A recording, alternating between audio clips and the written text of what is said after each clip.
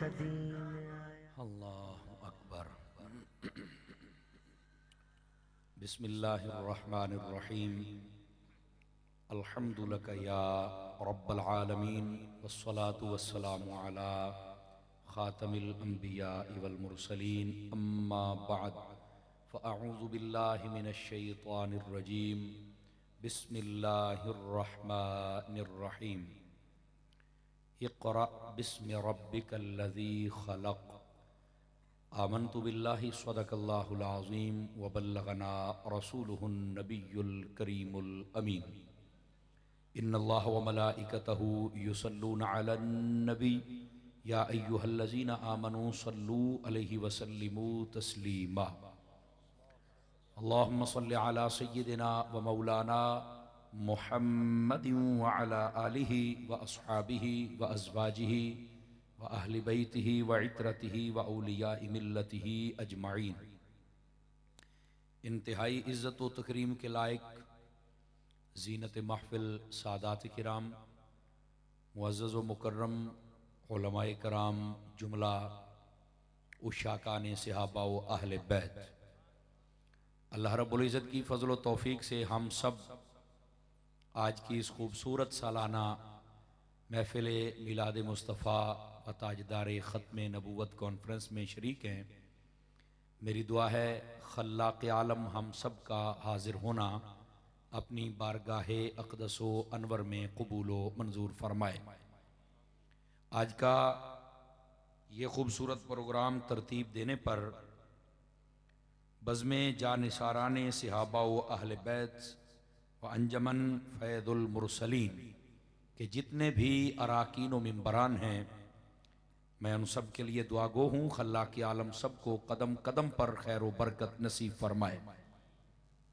मैं शुक्रगुज़ार हूँ अपने बरादर तरीक़त मुखलिसी व मुशफ़िक़ी व मुहिब्बी फ़िल्लाह मोहतरम व मोहतशम व मुकर्रम सैयद मोहम्मद उमैर शाह साहिब अत्तारी का, जिन्होंने मुझे हुक्मन फरमाया कि आप यहाँ पर आएंगे और अपना सबक सुना कर जाएंगे। अल्लाह की तौफीक से ये टाइम तय पाया था और मैं हाज़िर खिदमत हूँ।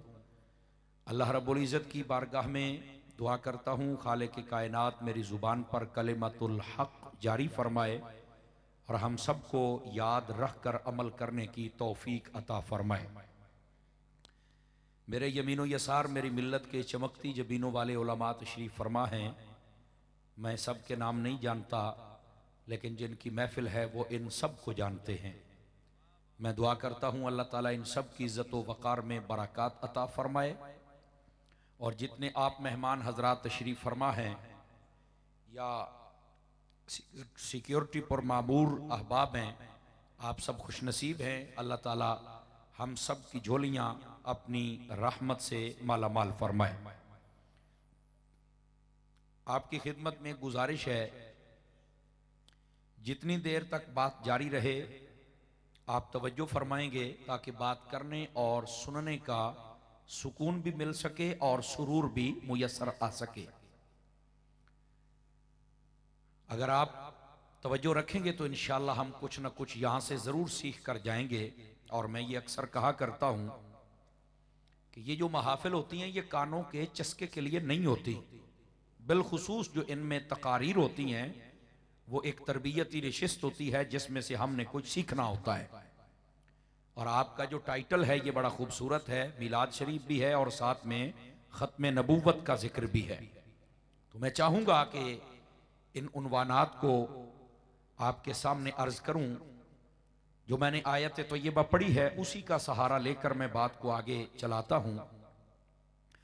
अल्लाह रब्बुल इज़्ज़त ने कुरान मजीद बुरहान रशीद 30वां पारा सूरतुल अलक शरीफ उसमें इरशाद फरमाया इक़रा बिस्मि रब्बिकल्लज़ी ख़लक़। फरमाया आप पढ़िए अपने रब्बे करीम के नाम से जिसने इंसान को पैदा किया है।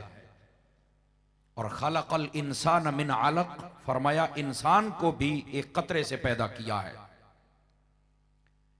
ये सारी सूरह पाक के अंदर बड़े खास मज़ामीन हैं, लेकिन ये जो पहला हिस्सा है आप में से अक्सर हजरात ने ये स्कूल में भी पढ़ा होगा कि आका करीम सल्लल्लाहु अलैहि व अस्हाबिही व बारक वसल्लम आप पर जो पहली वही आई थी वो यही आयत तय्यबा थी।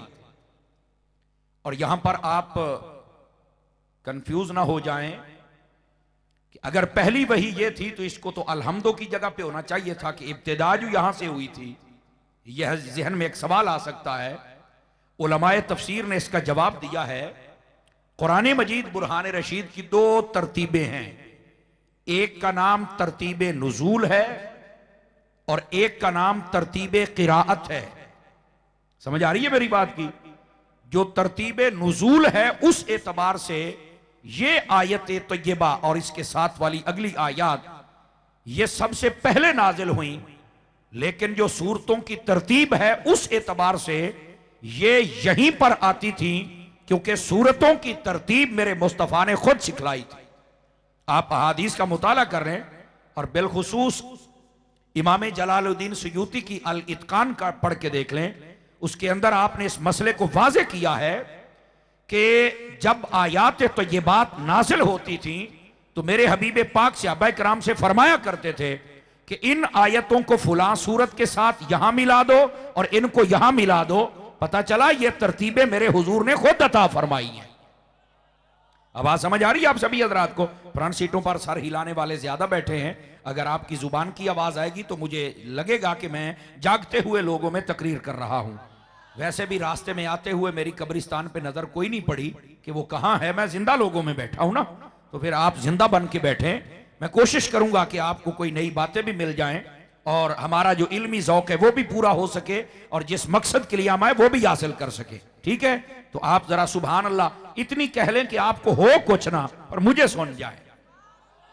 समझ आ रही है जनाब? गिरामी कदर हजरात, ये यहां पर मफहूम है जो मैं आपकी खिदमत में अर्ज कर रहा हूं कि ये तरतीब नुजूल और है और तरतीब क़िराअत ये और है।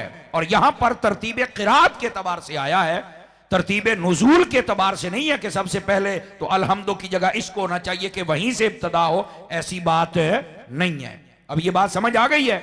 मैं यहीं पर एक और बात भी कह दूं, ये जो तरतीब है मेरे हबीब ने सीधी करवाई है, लेकिन यहां पर कई लोग ये भी एक बेहूदगी फैलाते हैं लोगों में। बेहूदगी है कि जब इसका सिर पैर कोई नहीं, कि ये कुरान असली हालत में नहीं है, वो कहीं छुपा हुआ है। मैंने कहा कमाल वाली बात है, कैसा पगला इंसान है। अल्लाह का कुरान भी छुप सकता है? अपनी अकल का इलाज करवा। अल्लाह का कुरान बिल्कुल छुपा हुआ नहीं है। अल्लाह का कुरान जाहिर और बाहिर है और रोशन है, और अल्लाह के कुरान में तो चैलेंज भी मौजूद है। फरमाया व इन कुंतुम फी रैबिम मिम्मा नज़्ज़लना अला अब्दिना फातू बिसूरतिम मिन मिस्लिही। फरमाया अगर तुम शक करते हो इस कुरान में जो हमने अपने बंदा खास पे नाजिल किया, तो फिर इस जैसी एक सूरत तो बना के दिखाओ ना। अगर यह कुरान असली सूरत में नहीं है या छुपा हुआ है या इसमें लोगों ने अपनी ख्वाहिशात की तरफ से कोई दाखिल कर दिया है, तो फिर तो इसके कई नुस्खे होने चाहिए। लेकिन कोई जेर से जबर करके दिखाए और जबर से जेर करके दिखाए, फिर पता चलेगा यह कुरान कल भी असली था, कुरान आज भी असली है। आप बिल्कुल मुतमईन रहें। ये कोई और लोग होते हैं जिनको शक पड़ता है। और आपने देखा इंडिया के अंदर एक राफजी था जिसने पहले कहा कि कुरान मजीद बुरहान रशीद के अंदर से आप ये आयतें निकाल दें, चूंकि ये आयतें कुरान मजीद की नहीं है, ये दहशतगर्दी सिखाती हैं फुला फुला। और आपने देखा आज से तकरीबन 10 से 15 दिन पहले वो बंदा हिंदू हो गया और काफिर हो गया। वो काफिर तो पहले ही था, लेकिन अब तो उसके ऊपर नंबर प्लेट भी लग गई ना। तो जो फरमा रहे हैं आप सभी हजरात, और यहां से वो लोग इबरत हासिल करें जो कुरान मजीद के किसी लफ्ज या हर्फ में भी शक करते हैं। वो मुसलमान हो के नहीं मर सकते, वो काफिर हो के मरेंगे। उससे पहले तौबा करें और कुरान मजीद पर यकीन रखें। उनकी दुनिया भी संवर जाएगी, उनकी आखिरत भी संवर जाएगी। बात समझ आ गई आप सभी हजरात को? अगर आ गई है तो फिर आइए जरा थोड़ा सा आगे चलते हैं। अल्लाह रब्बुल इज्जत ने अपने हबीब मुकर्रम सल्लल्लाहु अलैहि वसल्लम आप पर जो पहली वही भेजी वो ये थी, इक़रा ए हबीब आप पढ़िए, बिस्मि रब्बिका, अपने रब के नाम के साथ, खलक, जिसने पैदा किया है। अब बात समझ आ रही है मेरी आपको? लेकिन यहां पर भी 2-3 बातें हैं, मैं चाहता हूं कि आपको यह सुना दूं ताकि इल्मी ज़ौक़ और अंदर की जो बस्ती है वो भी आबाद हो जाए। आका करीम सल्लल्लाहु अलैहि वसल्लम पर जो वही की इब्तिदा हुई थी वो सबसे पहले सच्चे ख्वाबों के जरिए से हुई थी। उसकी इब्तिदा, जिसको पेश खेमा कहते हैं, वो सच्चे ख्वाब थे। और आका करीम के ख्वाब कैसे थे? हजरत उम्मुल मोमिनीन अम्मा आयशा सिद्दीका तय्यबा ताहिरा रदियल्लाहु अन्हा आप भी, और हजरत सैयदा खदीजतुल कुबरा रदियल्लाहु अन्हा आप भी फरमाती हैं कि हुजूर जो ख्वाब देखते थे सुबह उनमें चमक ऐसे होती थी, उतनी चमक सूरज में नहीं होती थी जितनी हमारे मुस्तफा के ख्वाबों में चमक होती थी। तो आप कहेंगे इस चमक का मतलब क्या है? इस चमक का मतलब यह है कि सूरज की रोशनी वो उतनी चमक वाली नहीं होती थी जितने अच्छे तरीके के साथ हुजूर का ख्वाब सच्चा हो जाया करता था। इसका यह मतलब था। अब बात समझ आई आपको? अच्छा, इब्तिदा ऐसे हुई और यह सिलसिला कितनी देर तक जारी रहा यह भी समाअत फरमाएं। तकरीबन 6 माह तक यह सच्चे ख्वाबों का सिलसिला जारी रहा। और दूसरी बात, आका करीम फरमाते हैं फिर जब मैं सफर करता था, कहीं भी पैदल चलता या कभी तन्हाई में होता, तो फरमाया मुझे एक आवाज आती थी, या मोहम्मद या मोहम्मद या मोहम्मद, यह आवाज आती। और फरमाते हैं कि मैं इसको सुनता था पर खासी तवज्जो नहीं करता था। अब यहां पर भी एक लतीफ नुक्ता है, अल्लाह करके समझ आ जाए। फरमा तवज्जो करते क्यों नहीं थे यह सिर्फ सूफिया बता सकते हैं और कोई नहीं, और यह तफसीर सूफिया नहीं कर रहा हूं। कहते हैं कि हुजूर की तवज्जो तो थी ही रब की जानिब, आप फिर किसी और आवाज की तरफ तवज्जो नहीं फरमाते थे। और आपको यह इल्म होना चाहिए, यह तरीकत के अंदर यानी सूफियत के अंदर यह बहुत बड़ा एक मियार होता है कि जो जिससे प्यार और मोहब्बत करे वो उसी की तरफ तवज्जो रखे, उसके गैर की तरफ तवज्जो ना रखे। यह मोहब्बत की आला दलील होती है। तो आका करीम सल्लल्लाहु अलैहि वसल्लम आपकी तवज्जो किसी और की तरफ नहीं जाती थी। यह दूसरी बात। अब जरा तीसरी बात समाअत फरमाएं। आका करीम सल्लल्लाहु अलैहि वसल्लम आपने इब्तिदा में जब इबादत शुरू की ना, तो आप गए कोहे सबीर पर। तफसीर रुहुल बयान के अंदर अल्लामा इस्माइल हक्की ने इस बात को लिखा है जो मैं आपको सुना रहा हूं। यह कोई गप नहीं सुना रहा या अखबार का तराशा नहीं सुना रहा। आप कोहे सबीर पर गए और चल के जब आप इबादत करने लगे ना, ये ऐलान नबुव्वत से कबल की बातें हैं, तो उस पहाड़ ने कांपना शुरू कर दिया। इसी आयत के तहत आप रूहुल बयान में पढ़ सकते हैं। और जब वो पहाड़ कांपा ना, तो उसमें से आवाज आई, अहबित अन्नी या रसूलल्लाह सल्लल्लाहु अलैहि वसल्लम। वो कहने लगा, हुजूर मैं डर रहा हूं, आप मुझसे उतर जाइए। तो आका करीम अलैहि सलाम ने फरमाया, मैं क्यों उतरूं? पहाड़ बोल पड़ा। आपने फरमाया, भाई क्यों उतरूं? तो उसने कहा, मुझे खदशा है कि ये कुरैश के जो आपके दुश्मन लोग हैं ये कहीं आपको कत्ल ना कर दे और क़यामत तक के लिए कहीं मैं बदनाम ना हो जाऊं।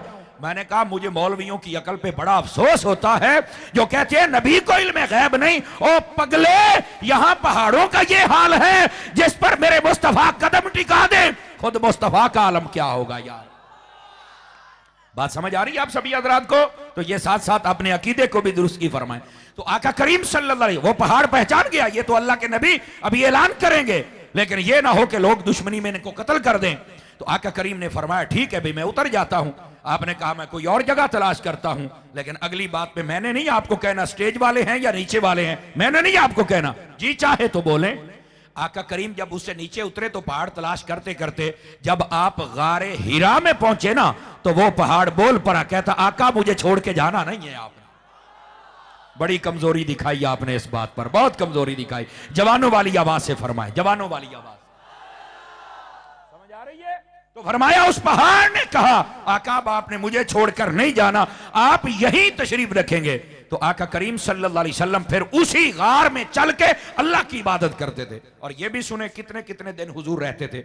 एक रिवायत है 3 दिन, एक में है 7 दिन, एक में है महीना भर। ये 3 रिवायात हैं। और आका करीम साथ क्या लेके जाते थे?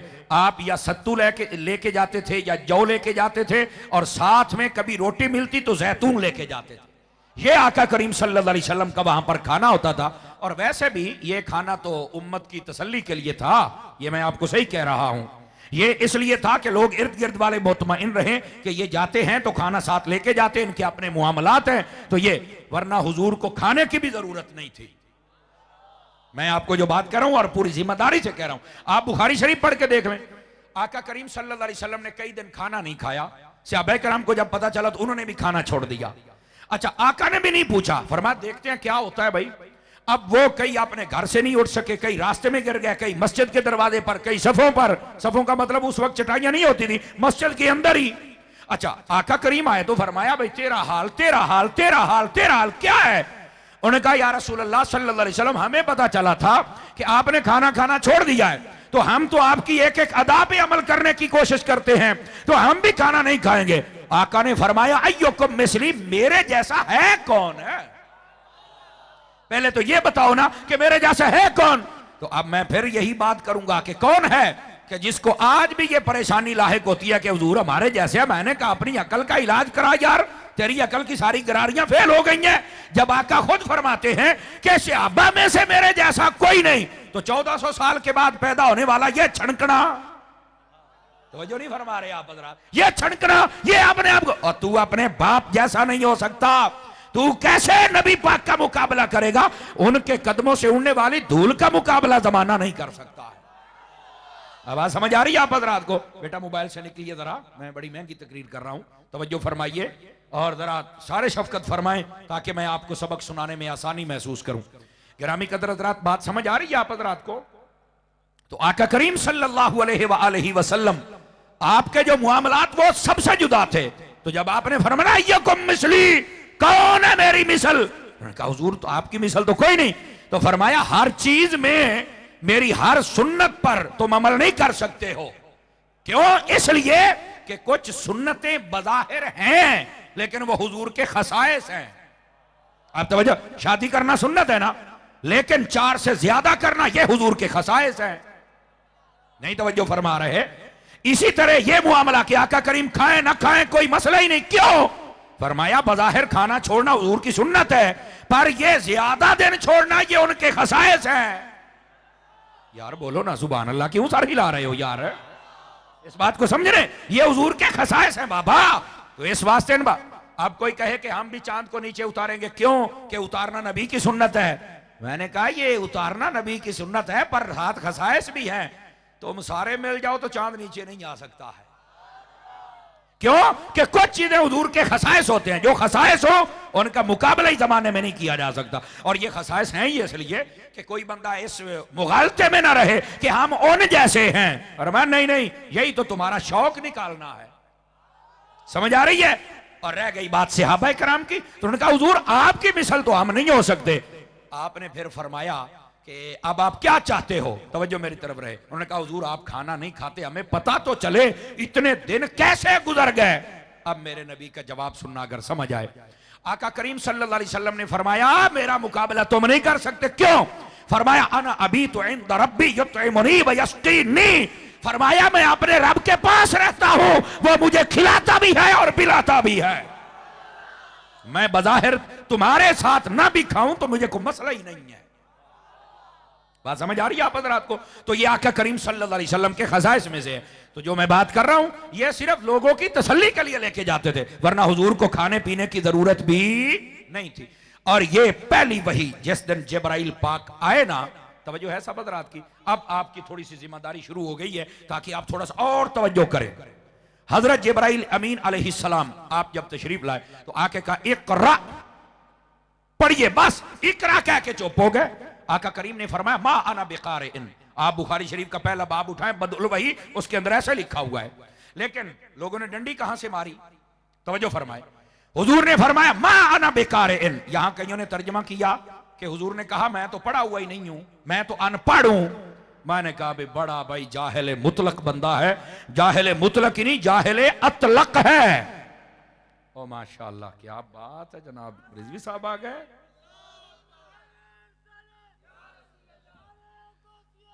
अल्लाहु अकबर। मेरा ख्याल वक्त काफी गुजर गया, नारे की तरतीब ही उलट हो गई है जनाब। बीच में से कुछ मेडन बालें जा रही हैं।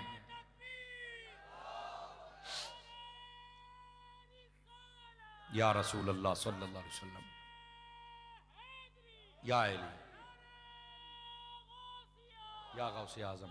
सामने वाले डब्बों की आवाज खोले भी थोड़ी सी, तवज्जो फरमाएं भाई। आप जितने हजरात बैठे हैं थोड़ा सा तवज्जो फरमाएं, ये आपकी आसानी के लिए मैंने आवाज थोड़ी सी खुलवाई है कि जिन पर नींद का गलबा हो रहा है ताकि वो भी जागें, और ये हुजूर की बड़ी खास बात। और अब तो मेरे भाई मदनी साहब भी तशरीफ ले आए हैं, अल्लाह इनको खैर बरकत दे। हमारे बड़े पुराने दोस्त हैं, अल्लाह इनको जज़ाए खैर दे। बाकी भी चेहरे मैंने देखे हुए तो हैं, लेकिन सबसे तारुफ नहीं है, माजरत खा हूं। अल्लाह इन सब की इज्जत में बरकत अता फरमाए। जरा आप तवज्जो फरमाइए, बड़ी खास बात छेड़ बैठा हूं और ये बड़ी जरूरी है आपके लिए। आका करीम सल्लल्लाहु अलैहि वसल्लम के पास जिब्राइल अमीन अलैहिस्सलाम जब पहली मर्तबा तशरीफ लाए तो पता क्या कहा? इक़रा, फरमा पढ़िए। आका करीम ने फरमा मा अना बिक़ारिइन। अब लोग तर्जुमा क्या करते हैं, मैं पढ़ा हुआ नहीं, समझ आइए, मैं अनपढ़ हूं। मैंने कहा भाई तर्जुमा करने वाले तेरे से बड़ा भी यतीमुल इल्म हमने नहीं देखा है, तुझे इजाजत किसने दी है जाहिल तर्जमे कर रहे? और मैं ये लाइव भी चल रहा है, और मैं ये शहर कराची है, ये तो मेरे पीर का शहर है, समझ आई? मैं पूरी जिम्मेदारी से बात करता हूं। जिन्होंने ये तर्जमा किया वो सारे और उनके सारे गुरु घंटाल, मैं उनसे कहता हूं, चैलेंज नहीं करता पर कहता हूं ये तालिब इल्म है, इसको सिर्फ ये बता दो बेकार इन सीगा कौन सा है और जालिमो इसका तर्जमा क्या बनता है। इसका तर्जमा ये बनता ही नहीं जो इन्होंने किया है। तर्जमा ये बनता है मा अना बेकार इन। हुजूर ने फरमाया जिब्राइल मैं पढ़ने वाला नहीं हूं। ये नहीं कहा कि मैं पढ़ा हुआ नहीं, जुमले को नोट किया जाए। ये नहीं कहा कि मैं पढ़ा हुआ नहीं, फरमाया मैं पढ़ने वाला नहीं हूं। मतलब जो तू पढ़ा रहा ना इकरा है, मैं क्यों नहीं पढ़ना। इसमें भी एक राज है, आगे चल के जब राज खुलेगा तो फिर आपको लुत्फ आएगा। उसने दोबारा फिर कहा इकरा, फरमाया नहीं पढ़ना। एकदम ये बताओ मैं नहीं पढ़ना, ये मतलब है इसका। आप किसी भूल में बैठे हैं। अबे ये जाहिलों को क्या पता, ये तो कोई इमाम अहमद रजा के गुलामों के पास बैठे तो फिर राज खुलेगा ना। क्यों?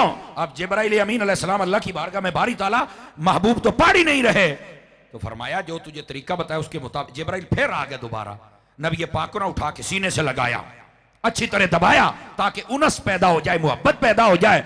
आप फरमाया इकरा, फरमाया माना बेकार, मैं नहीं पढ़ूंगा। ये मतलब है।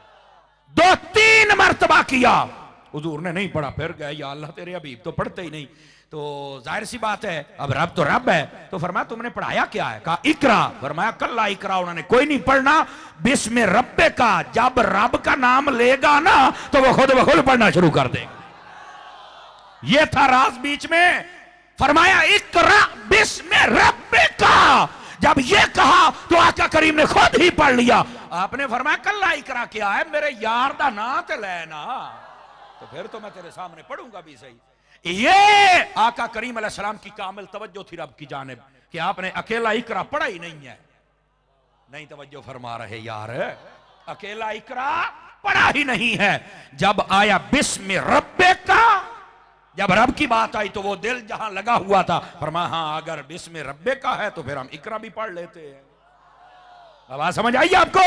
गिरामी कदर हज़रात, ये राज था कि आका करीम ने जिब्राइल के कहने पर सिर्फ इकरा नहीं पढ़ा था। समझ आई है? अगर ये आ गई है तो थोड़ा सा आगे चलिए, यहां भी एक बड़े लुत्फ की बात है ना।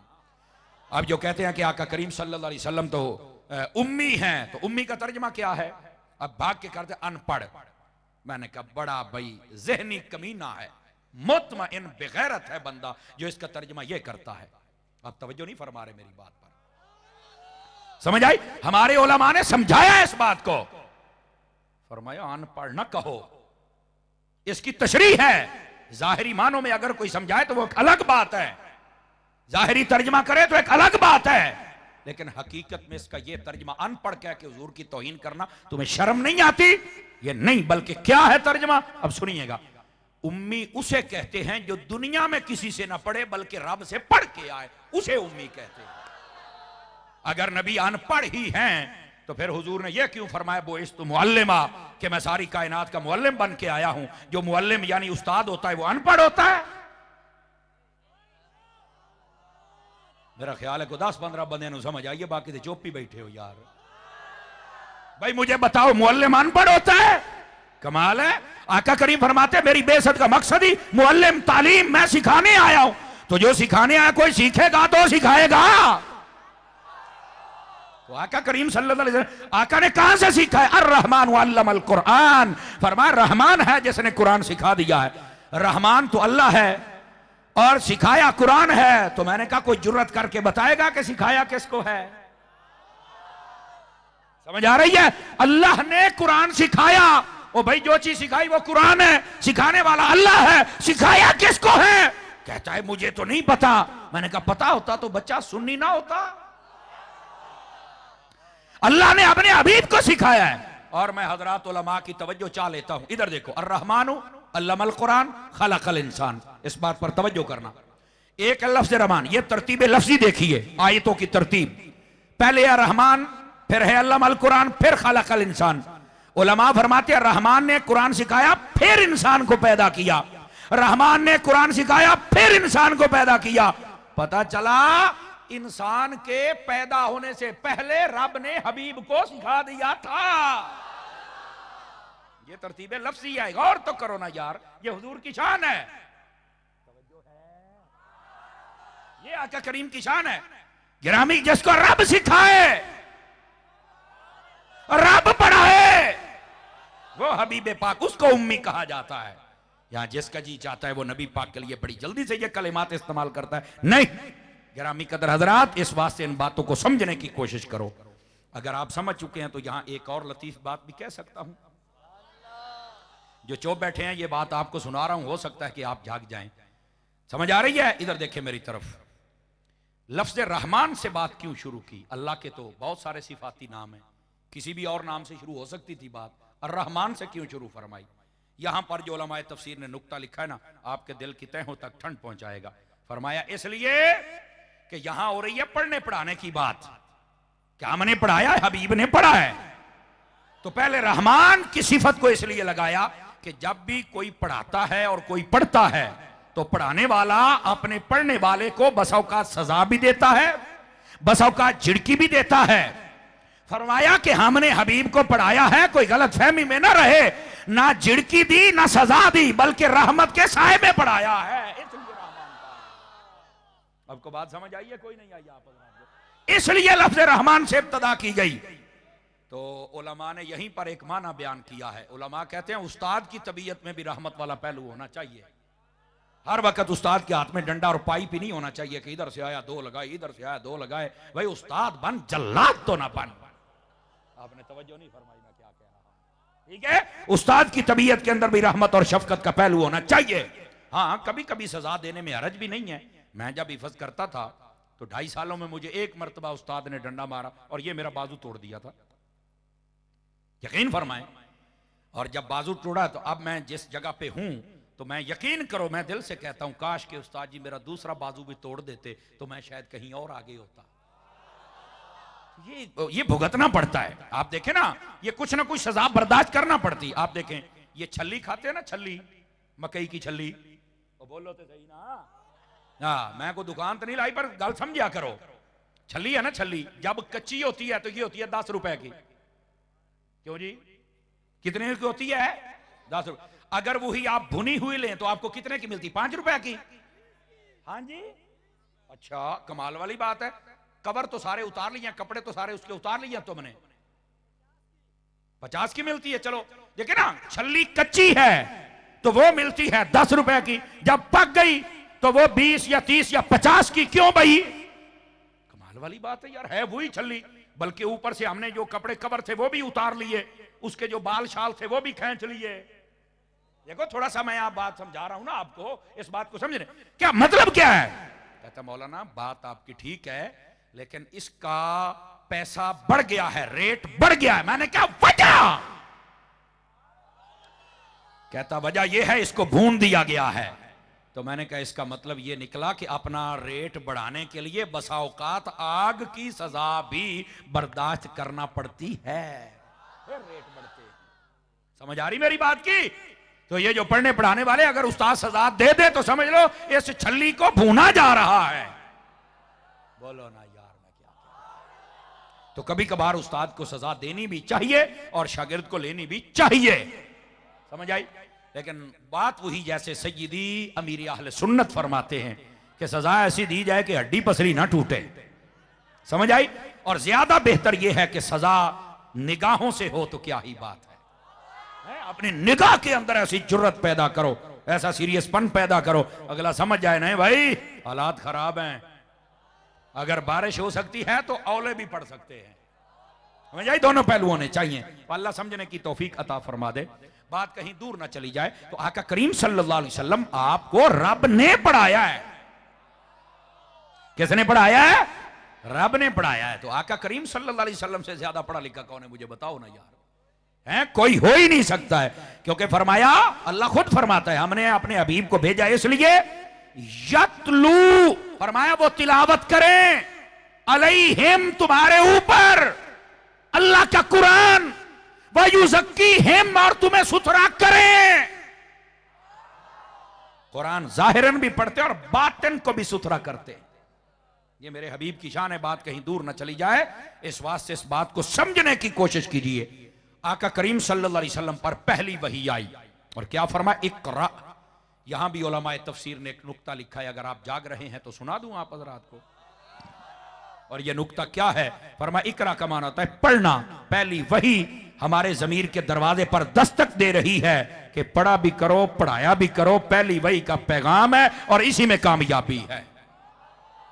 समझ आई? तालीम सीखने सिखाने का हुक्म है। लेकिन यह मैं बिल्कुल वाज़ेह कर दूं, ये जितने फजाइल तालीम के आए हैं ये इल्मे दीन के हैं, इल्मे दुनिया के नहीं हैं। इल्मे दुनिया हर वो इल्म जो इल्मे दीन के ताबे हो जाए तो उस पर भी सवाब होता है। जैसे आप रियाजी का इल्म सीखें, अगर इसलिए सीखें कि मैं मैथमेटिक्स का बहुत बड़ा साइंटिस्ट बन जाऊंगा, हैं, तो फिर आपको कोई फायदा नहीं होगा। बस ये ज़रबे तकसीमें और अलजबरी करते रहना और तुम्हें कुछ नहीं मिलेगा। और अगर इसलिए सीखा है कि मैं लोगों को बताऊंगा कि ज़कात का निसाब कैसे निकालना है, नहीं तवज्जो फरमा रहे आप हज़रात, हैं, इसलिए कि इसको नापना तोलना कैसे है, समझ आई, जमा तफरीक कैसे करनी है, तो मैंने विरासत कैसे तकसीम करनी है, अगर इसलिए सीखा है तो यह सीखना भी इबादत बन जाएगा। समझ आ रही है? हर वो इल्म जो दीन के ताबे हो जाए बिल्कुल उसके सीखने में कोई हरज की बात नहीं है। और अगर साइंस को इसलिए सीखा कि मैं जनाब ये चीज तो ऐसे करूंगा, तो मैं ये करूंगा, तो वो करूंगा, फिर वो बैठा रहे मशीनों के सामने, बस एक आंख डाल ले बैठा रहे, और तू क्या कर लेगा। और अगर साइंस इसलिए सीखी है कि मैं इसके तनाजुर में लोगों को बताऊंगा कि साइंस आज क्या कहती है और मेरे नबी ने 1400 साल पहले क्या कह दिया था, तो ये साइंस सीखना भी तेरे लिए बरकत बन जाएगी। तो कहा वो कैसे? एक मिसाल मैं दे देता हूं। ये जब खाना खाया जाए ना, तो जो हाथों पर सालन लग जाए उसको किसी कपड़े से साफ ना करें बल्कि चाट लिया करें, ये हुक्म है। एक ही मिसाल दूंगा ताकि आपको समझ आ जाए। इसको कपड़े से साफ चाट लिया करें। समझ आ रही मेरी बात की? सालन वगैरह जो लग जाए, चावल वगैरह चाट लिया करें। हाँ, ऑयल वगैरह हो तो बच जाए, तो क्या ऑयल वगैरह तो नुकसान भी दे सकता है।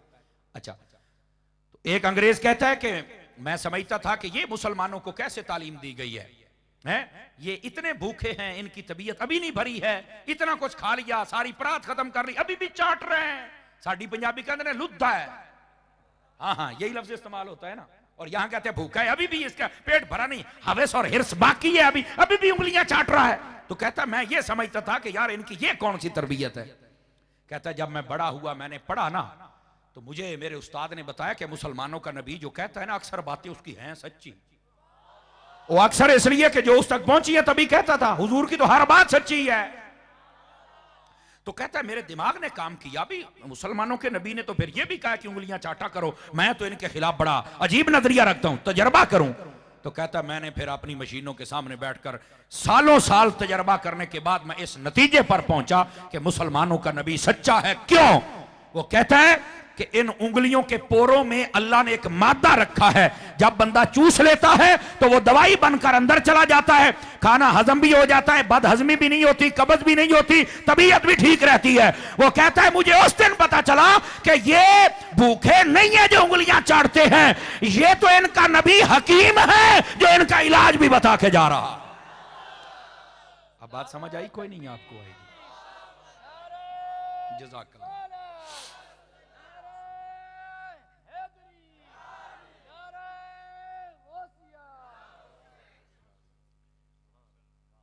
अगर आप सुनना चाहते हैं तो मैं आगे सुना दूं, वरना छोड़ दूं बात को।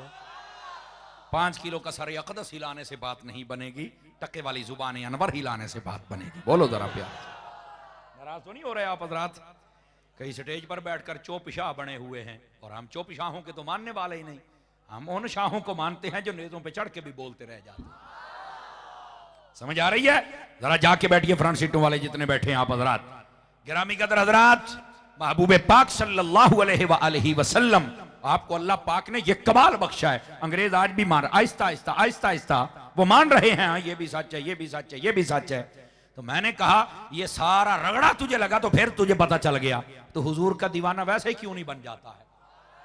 वैसे ही बन जा। तो ये तहकीकों के बाद ना माना करें, ये मेरी बात सुन लें आप। कहता मौलाना वो कैसे? तो मैंने कहा जो तहकीकों के बाद बनता है ना वो बड़ी देर लग जाती है, और जो बगैर तहकीक के गुलाम बनता है उसी को सिद्दीक अकबर कहा जाता है। क्यों भाई? हजरात उलमा बैठे हैं दाएं बाएं, आप इनसे पूछें। जब नबी पाक मिराज पे गए ना तो अबू जहल एंड कंपनी, वो सबसे पहले नबी पाक अलैहिस्सलाम जब वापस आए ना तो आप खाना काबा के साथ टेक लगा के बैठ गए। सुबह सवेरे अबू जहल कभी भी टाइम पे नहीं उठा था जो अबू जहल पी के सोता था टोन होके, तो अपनी मर्जी से उठता था वो। उस दिन ना बड़ी इत्तेफाक की बात, सवेरे सवेरे उठ गया, खाने काबे को ऐसे देखा ना तो हुजूर टेक लगा के बैठे हुए थे, जैसे ना मतलब किसी का इंतजार कर रहा होता है। तो दूर से कहता है आज भी कोई खबर है? फरमाया जल्दी आ, आज तो बड़ी टाइट खबर है भाई, जल्दी आ, जल्दी आ, जल्दी आ। तो उसने कहा क्या है? आपने फरमाया रात जो गुजरी है ना रात, कहाँ? फरमाया यहां से बैतुल मुकद्दस, वहां से सातों आसमान, वहां से जन्नत। ओ ये का बाग निकला, इसका दरवाजा, इसका उठो उठो गजब हो गया है।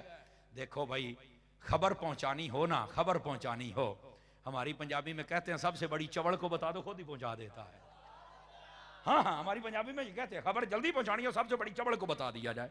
अब देखो शान ये हुजूर की है, और बता ये अबू जहल, सबको उठो गजब हो गया। क्या कह रहा है? यार इसने पहले कहा मैं नबी हूं, मेरे ऊपर वही आती है, और आज तो गजब ही कर दिया। क्या हो गया? कहता है मैं रातों रात गया हूं, आया हूं, हुई। उन्होंने कहा फिर कौन है? अकेले बैठे। उन्होंने कहा आज सिद्दीक अकबर इनसे टूट सकते हैं, आज सिद्दीक अकबर से चल के बात करते हैं। गए, हजरत सिद्दीक पाक का दरवाजा खटखटाया। आपने जब देखा ना कि एक से एक बढ़ के जाहिल आए हुए हैं, आपने कहा तुम किधर सारे हो, बेवकूफ हो, किधर मुंह उठा, मैं आपको किधर मुंह उठा के आए हो सारे, एक से बढ़ के बुद्धू। अब बोलो तो सही ढिलाई हो गया, किधर बूथा उठा के आए हो? तो कहना कि ओ, एक बात पूछनी है। तो आपने पूछिए भाई क्या मसला है? सिद्दीक अकबर थे ना, अब पूछो भाई क्या मसला है।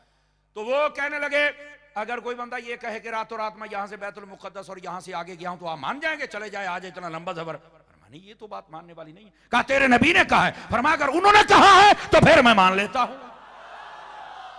तो वो कहने लगे अभी तो तुमने कहा था। फरमाया तूने तो बंदे के बारे में पूछा था ना, तो मेरा तो नबी नबी है ना, तो नबी तो जा सकता है। तो उन्होंने कहा यार आपने पूछा ही नहीं, तस्दीक ही नहीं की। फरमाया पागलो, मैं तस्दीक नहीं करता, मैंने जब कलमा पढ़ लिया और मैंने तो रब के बारे में तस्दीक नहीं की, ये तो छोटा सा सफर है, इसके बारे में तस्दीक कैसे कर लूंगा? हुजूर को मानना है। बोलो बोलो बोलो शाबाश।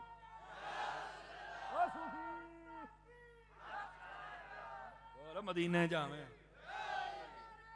बोले बोले शाबाश, आप भी बोले, खैर है। अब बैठे हो हैं?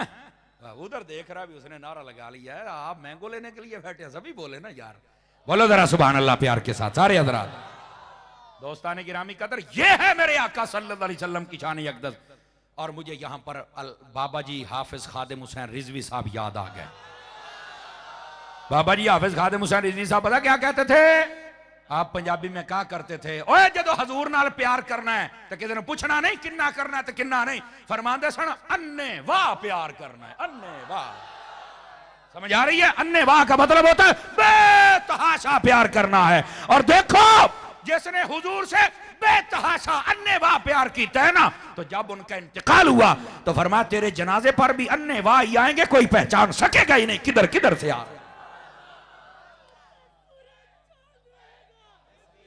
लब्बैक लब्बैक का नारा लगाओ, सारे सारे लगाओ, हाथ उठा लो, ठंड लग गई तो मैं जिम्मेदार हां।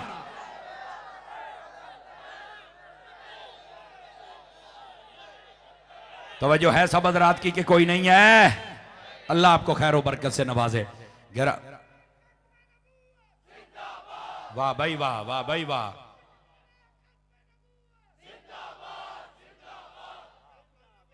फक्तुलू फ़क़्तुलूहु। माशाल्लाह, अल्लाह आपको खैर व बरकत से नवाजे। माशाल्लाह, वो गाल समझ आई कि कोई ना आई? आ गई है कि सर हिला के गुजारा फरमाएंगे? यार मुझे टाइम बता थोड़ा सा कितना हो गया, ज्यादा इनका इम्तिहान नहीं लेना हमने। क्या हो गया? 2 बज गए। माशाल्लाह, चलो खैर बहरहाल अब आपकी जान छोड़ते हैं। मैं वैसे अकेला ही हूँ, वैसे 2 बज गए हैं, अब क्या कर सकते हैं। आपकी जान छोड़ने के मैं बिल्कुल करीब हूँ, लेकिन जो मकसद की बात छिड़ी है ना, ये तो आप तक पहुंचाए ना। और ये थोड़ी देर के बाद आपको रिफ्रेश करना पड़ता है। आप भी आधा घंटा कंप्यूटर चलाए तो रिफ्रेश कर लेते हैं ना, इसलिए आपको रिफ्रेश करते हैं। हाँ हाँ, और ये वाइस का काम है कि वो थोड़ा सा तवज्जो इनकी करवाए, ताकि अगली बात। और फिर रात के 2 बज रहे हो, ये तो और जरूरी है। अब जरा तवज्जो फरमाइए। महबूब पाक सल्लल्लाहु अलैहि व अस्हाबिही व बारक वसल्लम, आप पर जो वही नाजिल हुई उसका ये अंदाज था। और रह गई बात महबूब पाक की, उनके खसाइस कमालात क्या हैं, वो सबसे अफजल व आला है। ये था आका करीम सल्लल्लाहु अलैहि वसल्लम आप पर पहली वही, जिसमें तालीम की बात है। आप भी तालीम खुद भी सीखें, बच्चों को भी। कौन सी? इल्म दीन। मैं सिर्फ एक सवाल कर लेता हूं, जितने आप हजरात बैठे हैं, अपने बच्चों को दुनियावी तालीम के लिए आप कितना टाइम देते हैं और खर्चा करते हैं, और दीनी तालीम के लिए? उसी वक्त आपके सामने जवाब आ जाएगा। ना माने अलग बात है। ये जो मुफ्ती है ना दिल का, ये तुम्हारे जमीर को झंझोड़ रहा है, और तू दीन के लिए कुछ भी नहीं कर रहा, ये दुनिया के लिए सब कुछ कर रहा है। लेकिन एक मैं फर्क बता देता हूं, अल्लाह करके समझ आ जाए, ध्यान कीजिएगा। जब कोई बच्चा स्कूल जाता है ना, इधर देखे मेरी तरफ, उसका बस्ता ना उसकी पीठ के पीछे होता है। हैं? मम्मी डैडी हम पूरा बनाते हैं, सुबह सवेरे उठ के पैंट शर्ट में पैक करते हैं उसे, तो जो है ना, उसके लिए रक्षा गाड़ी सब कुछ है, सब कुछ है। लेकिन उसी घर से एक बच्चा मदरसे के लिए निकलता है, सादा कपड़े होते हैं, बिल्कुल सादा जूता, सादा टोपी, लेकिन आपने देखा होगा उसका कुरान उसके सीने पे होता है, पीठ के पीछे नहीं होता है। कई बंदे समझ गए और कई बंदे समझ कर भी ना बोल सके, पता नहीं क्या मजबूरी है उनकी। लेकिन बात मैं बता देता हूं, ये जो स्कूल का बैग है ना, बैग, ये हमारी पीठ के पीछे, रब का कुरान हमारे सीने पर, ये बस्ता हमें आवाज दे रहा है, ए बंदा ए खुदा, मैं आज भी तेरे पीछे और तेरे मरने के बाद भी तेरे पीछे। और रब का कुरान कहता है, आंखें खोल, मैं आज भी तेरे आगे, तेरे मरने के बाद भी तेरे आगे। मर्जी आपकी है कि आप कौन सी तालीम देना चाहते हैं, मर्जी आपकी। बात समझ आ गई? इसलिए आप कोशिश करें अपने बच्चों को दावत इस्लामी के जामियात में दाखिल करवाएं, दावत इस्लामी के मदारिस में जमा करवाएं, वहां दाखिल करवाएं, ताकि वो पढ़ें और सीखें और मुआशरे के अच्छे अफराद बन के निकले। आपको पता है ना, दावत इस्लामी ये तो पौधा ही आपके शहर का है बाबा, समझ आ रही है? और मेरे शेख तरीकत सैयदी अमीर आले सुन्नत अल्लाह दराज़ी उम्र बिल खैर अता फरमाए। और आप लोगों को भी सलाम है, आप जितना तावन फरमाते हैं, सुभान अल्लाह, अल्लाह आपको भी खैर बरकत से नवाजे। ये टाइम खत्म हो गया बेटे? हाँ भी सलाहुद्दीन है, ओ बोल, टाइम खत्म हो गया, बस कर दूं? हाँ जी। और असल में मैं क्लास में बैठने वाला बंदा, ये कानों में कोर कोर चोर चोर, ये अपने को अच्छी नहीं लगती। अद्धा घंटा सुन लो, पंजाबी च हो जाए, दब के रखांगे जनाब, तो गल ही कोई नहीं। पंजाबी दे तो फिर असं स्पैशलिस्ट होए ना जी, ऐसी कोई गल नहीं है, पंजाबी भी सुना लेने। जरा आप ध्यान फरमाया करें हैं। तो आइए जरा, गुफ्तगू को मैंने समेटना भी है, लेकिन उससे पहले थोड़ा सा बात भी आपको समझानी है। गिरामी कदर हजरात, नबी पाक सल्लल्लाहु अलैहि वसल्लम के खसाइस ये हैं, और आका करीम सल्लल्लाहु अलैहि वसल्लम की शानों को समझा करें। और ये जो मैंने पैगाम दिया है दुनियावी तालीम और दीनी तालीम के बारे में, इसको भी याद रखना है। और इधर देखें, इधर देखें, आका करीम सल्लल्लाहु अलैहि वसल्लम पहली वही पढ़ने के बारे में है, लिखने के बारे में नहीं है। इक़रा बिस्मि रब्बिकल्लज़ी खलक़, खलक़ल इंसान मिन अलक़, इक़रा व रब्बुकल अकरम अल्लज़ी अल्लम बिल कलम।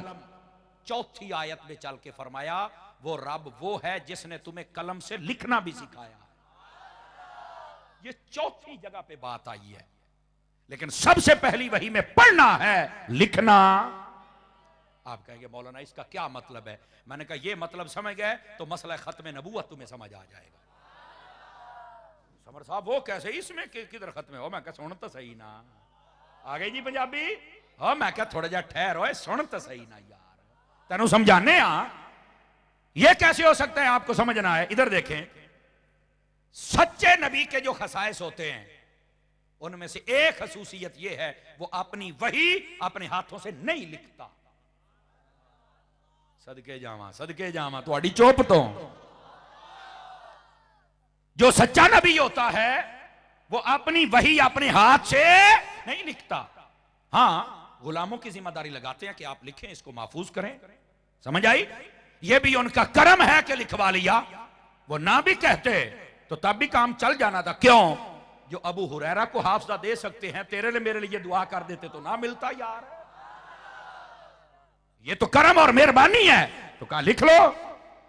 हजरत अली और मुर्तजा शेर खुदा रज़ी अल्लाह अन्हु, आपकी जो तलवार थी ना, जब भी आप तलवार न्याम के अंदर आपने कागज डाले हुए थे। एक शख्स ने पूछा ये क्या है? फरमाया ये कुरान की आयतें हैं, जितनी मुझे मिलती है मैं लिख के संभाल लेता हूं अपने पास। समझ आ रही है मेरी बात की? तो ये ना कहें कि ये कुरान मजीद, क्या बात है, ये तो करम और मेहरबानी की बात है। लेकिन नबी की खसूसियत यह है कि वो अपनी वही अपने हाथों से नहीं लिखता।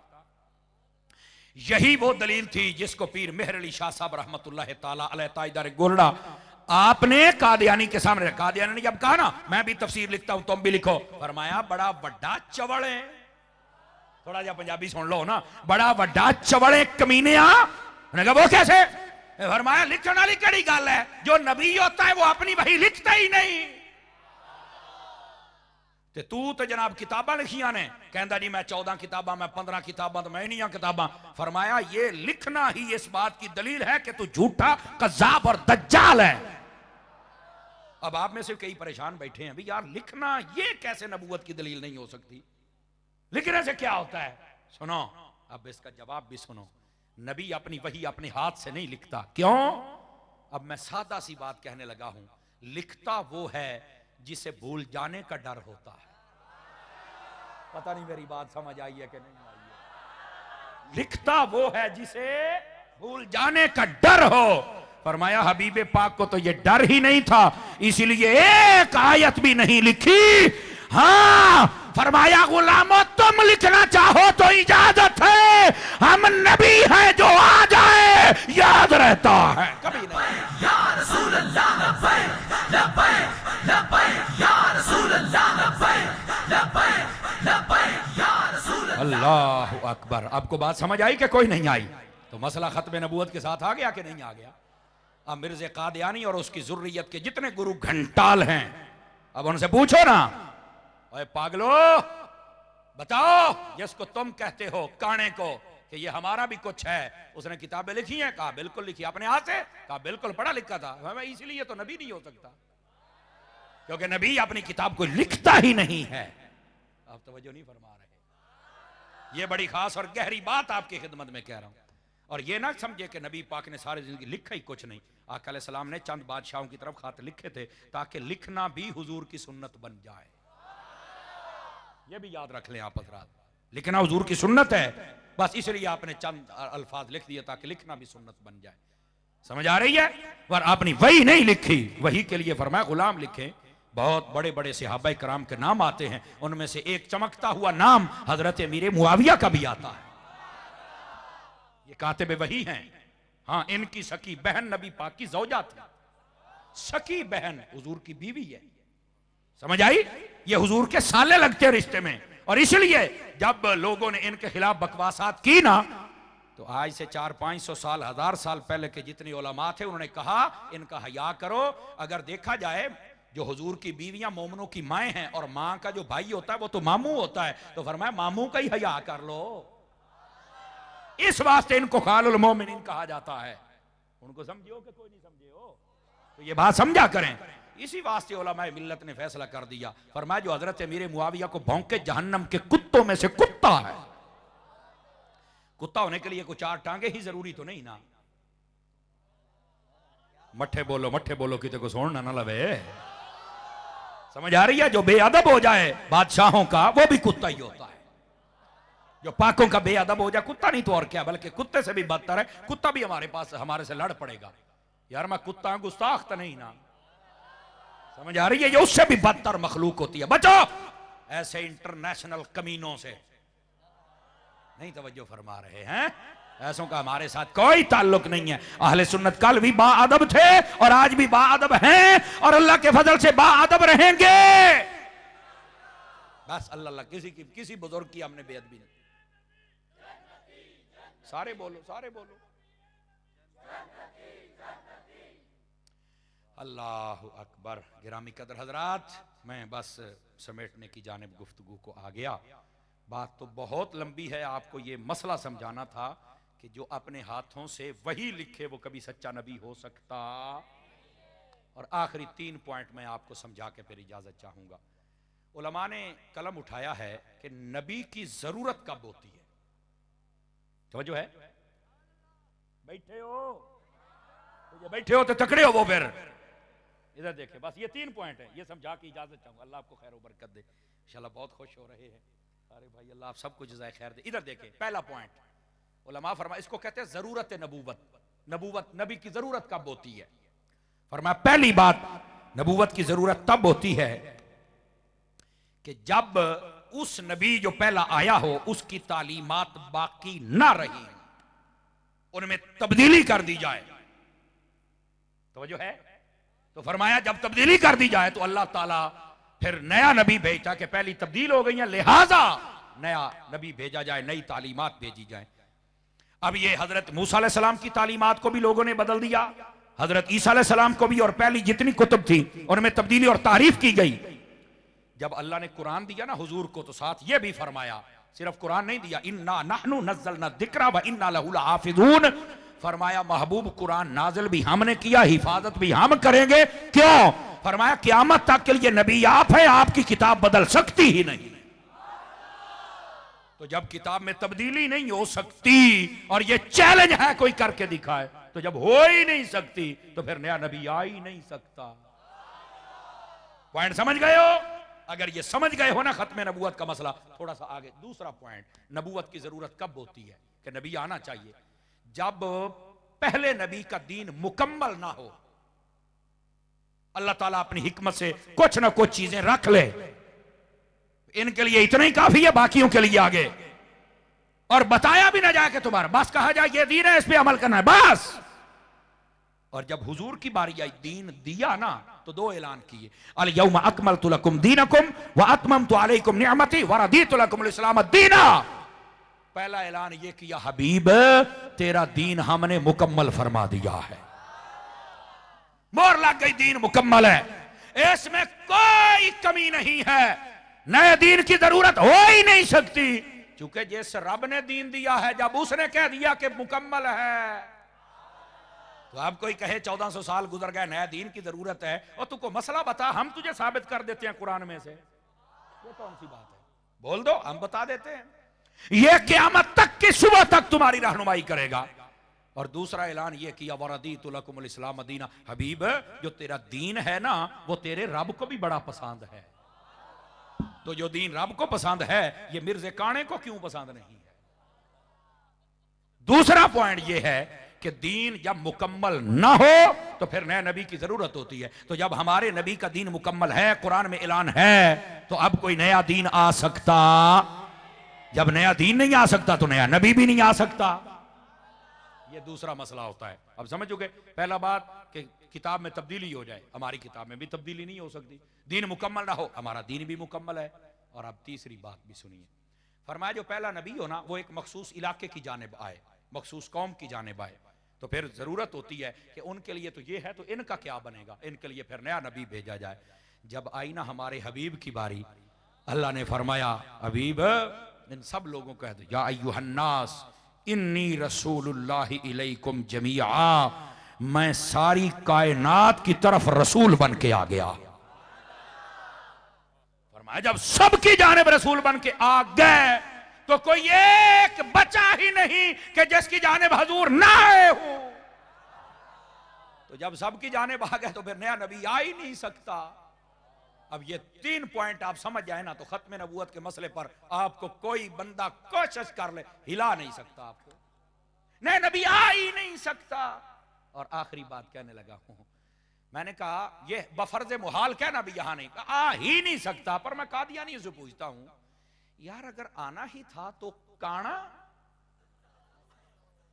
नहीं तवज्जो फरमा रहे आप यार। काना साडी पंजाबी कहंदे ने को लियाउणा सी तो को चज दा ते हुंदा ना। समझ आ रही है? मतलब को मुंह को शक्ल को वेखण वाला ते जेड़ा आप ही काना है कोजा। और इधर सुनिए, मैं आखिरी बात इसकी तकमील करने लगा हूं, अल्लाह करके समझ आ जाए। पाकिस्तानी ट्रैफिक पुलिस का कोई बंदा हो तो आप उसे पूछ सकते हैं, यह कानून है, जिस गाड़ी की सामने 2 हेडलाइट्स है ना, उनमें से एक फ्यूज हो जाए तो वो रोड पर नहीं चल सकती, उसका चालान होता है। बड़ी गल है भाई, एक बत्ती वाला ट्रक नहीं चल सकता, एक बत्ती वाला नबी बनाई फिर देने। बल्ले बल्ले बल्ले बल्ले बल्ले अब बैठे हो तो मैंने कहा देसी तरीके से मसला आपको समझ आ जाए ना, ये कभी हो ही नहीं सकता है। समझ आ रही है? वो बहुत लंबा है, अल्लाह आपको जज़ाए खैर दे। जो मसला आपने समझ लिया ना, तो यकीन फरमाए मेरी भी बख्शिश के लिए काफी हो जाएगा और आपकी बख्शिश के लिए। हमारे नबी के बाद कोई नबी आ सकता, और जो पहला पैगाम था इल्म वाला और वही वाला, उसको भी याद रखना। दावत इस्लामी आपकी अपनी तंजीम है, ठीक है? आप लोग पहले भी बहुत मोहब्बत करते हैं, मोहब्बतों की परवाज को और तेज कर दीजिए, ठीक है? और फैज़ान मदीना में भी तशरीफ़ लेके जाया करें, जहाँ जहाँ इज्तिमाआत हों जाया करें, दुआएं किया भी करें और करवाया भी करें। 24, 25, 26 दिसंबर दावत इस्लामी के तहत मदनी काफ़िले यहाँ से सफ़र करेंगे।